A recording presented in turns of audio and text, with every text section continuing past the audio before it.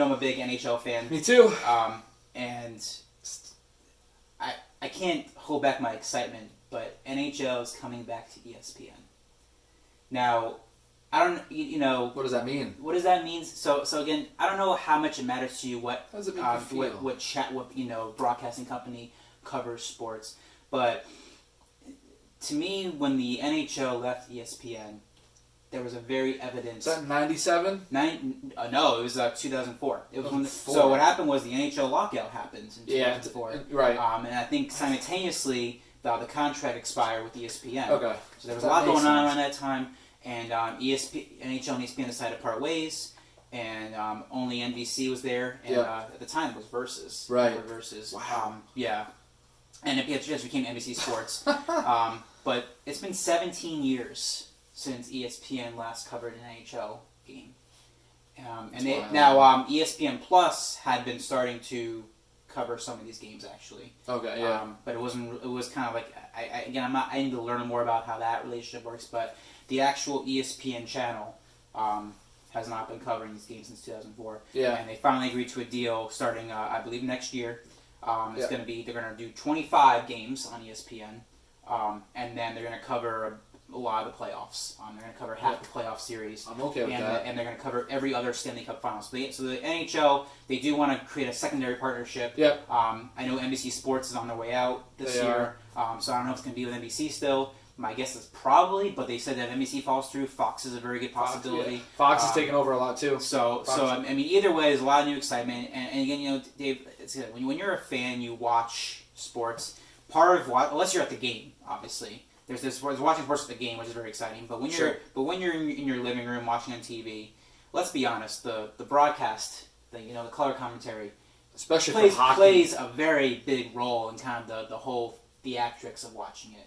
Yeah, absolutely. And Doc Emmerich for many years, even before NBC was on Fox, and Doc Emmerich is considered one of the greatest, NHL broadcasters. But if you were a fan of NHL in the 90s and 2000s, the Whalers were still in Hartford. Put that in perspective. I mean, let's just say this: Gary Thorne, Bill Clement, NHL. That was, and they covered a lot of big games, and they're memorable.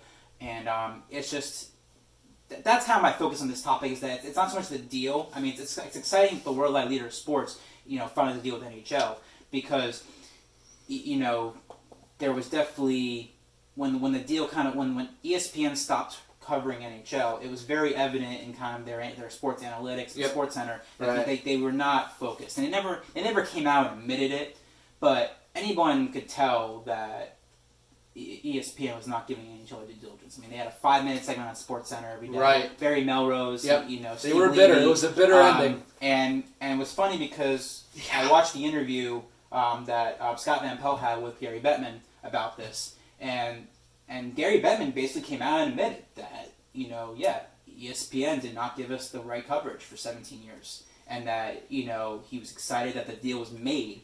Right. To give us more coverage. So you can anticipate that I'm stoked, as the ESPN starts broadcasting these NHL games starting next year, we should see more screen time in Sports Center, more post-game recap, more analysis, more analysts. And ESPN's always they've always had the analysts there. They have. But I mean, they were not getting that coverage. Even golf was getting more coverage. I think, felt like sometimes. Not that this golfer. No, dude. Even NASCAR for a while, believe it or not, was getting more coverage because ESPN actually had contract with NASCAR to watch for broadcast many races for many years.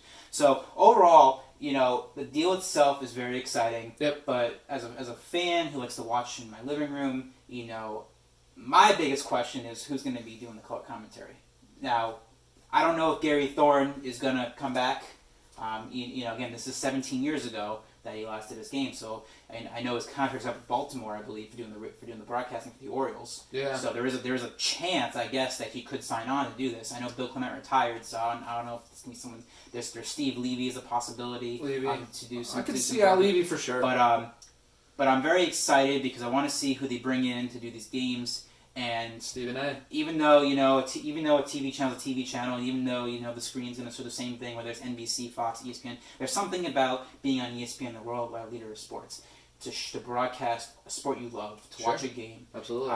It's just going to be, to me, it's going to be a very exciting partnership. I think a lot of NHL fans, and even it's going to bring more exposure it potentially should get as more well. exposure because I think sometimes people forget how popular the NHL is. Right. Because they kind of say, oh, they're a bottom feeder sport. No, they're still considered one of the four core sports. Sure. In North America. And, yes. And they also give you the most Canadian exposure in North America of all the four sports. Right. Because NFL there's no teams, and you have the Toronto Blue Jays and the Toronto Raptors. There's some baseball and hockey. Yeah, but the NHL actually has 25% of their teams, almost 25% in Canada. And so they think that's a very big deal to have NHL on your ESPN platform. It's really going to help, I think, your overall growth in viewership. But that's my thoughts. I don't know if you have anything else to add on NHL and ESPN. I don't. Let us know if you guys are excited about it or if you're apprehensive. Let us know. It's minor in the scheme of things, but it's huge in our hearts. And so yeah, we'll look forward to that. Sure.